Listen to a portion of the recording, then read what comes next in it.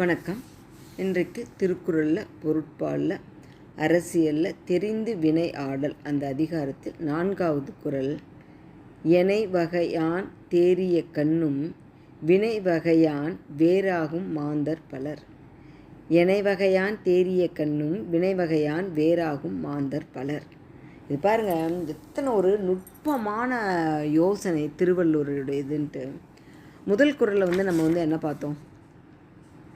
அன்பு, அறிவு, தேற்றம், அவாவென்மை, இந்த 4ம் இருக்கிறவனை தான் நம்ம எப்பவும் நிலை பெற நிலையாக இருக்கிறவனை தான் ஒரு தொழிலுக்கு அதுவும் நம்ம அரசன்கிட்டயோ ஒரு நிறுவன தலைவர்கிட்டையோ நெருங்கி பழகிறத பழகக்கூடிய அந்த பதவியை கொடுக்கணும் அப்படின்னு பார்த்தோம். இப்போது அப்படியெல்லாம் தேர்வு பண்ணினவனும் எனை வகையான் தேறிய கண்ணும் எல்லா வகையாலும் ஆராய்ந்து தெளிந்து ஒரு பதவியில் வைத்த பின்னும் அவ்வினையான் வேறாகும் மாந்தர் பலர். அப்படின்னா எந்த தொழில் பண்ணுறானோ அந்த தொழிலினுடைய இயல்பால் மனிதர்களுடைய மனம் இந்த உலகத்தில் வேறுபடும். பலருடைய மனம் வேறுபடும். எப்படி? நம்ம முதலே அந்த குறள் படிக்கும் போதே கொஞ்சம் பார்த்தோம்.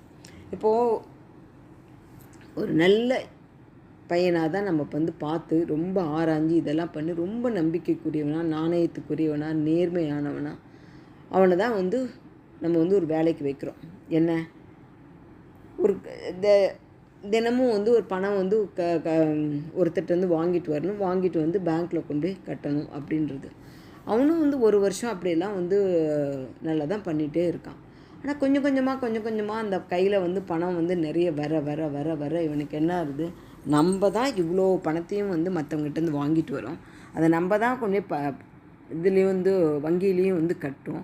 ஆனால் இதில் வர எல்லா இதையும் யார் எடுத்துக்கிறா? இந்த நிறுவனம் தானே எடுத்துக்குது. நம்ம ஏன் கொஞ்சம் இதில் எடுத்துக்கூடாது அப்படின்னு தோணி அவன் கொஞ்சம் எடுக்க ஆரம்பிக்கிறது ரொம்ப இயல்பாக எல்லார் இடத்துலையும் நடக்கிற விஷயம். அதனால் நீ ஜாக்கிரதையாரு. நீனா யார்? அவனை நியமித்தவன்.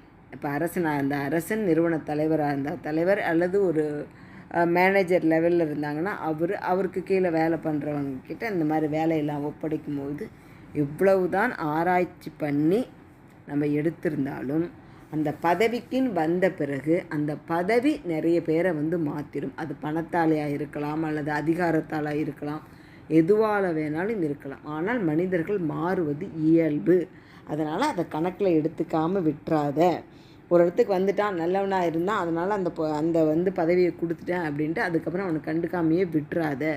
அப்பப்போ பார்த்து அவன் அந்த நிலைமையிலேயே நல்லவனாகவே இருக்கானான்னு பார்க்க வேண்டியது நம்ம கடமை.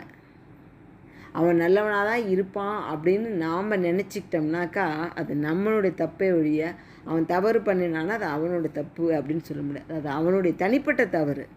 ஆனாலும் அப்படி அவன் தவறாக நடந்துக்கிட்டதுக்கு நாம் தான் பொறுப்பேற்றுக்க வேண்டி இருக்கும். அதனால் யாராக இருந்தாலும் எவ்வளோ நல்லவர்கள் அப்படின்னு நினச்சி நம்ம ஒரு வேலைக்கு எடுத்தோம்னாலும் காலப்போக்கில் அவர்கள் மாறுவதற்கு நிறைய வாய்ப்புகள் உள்ளது.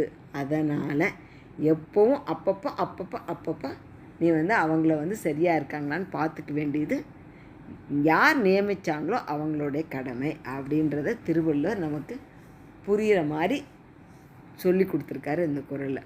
அதனால் நமக்கு தான் அந்த அக்கறை. அதனால் நம்ம தான் நமக்கு கீழே வேலை செய்கிறவங்கெல்லாம் எப்பொழுதும் சரியாக இருக்காங்களா அப்படின்னு சொல்லி பார்த்துக்கணும். ஏன்னா மனித மனம் எப்போ மாறும் அப்படின்னு யாருக்குமே தெரியாது. சரியா?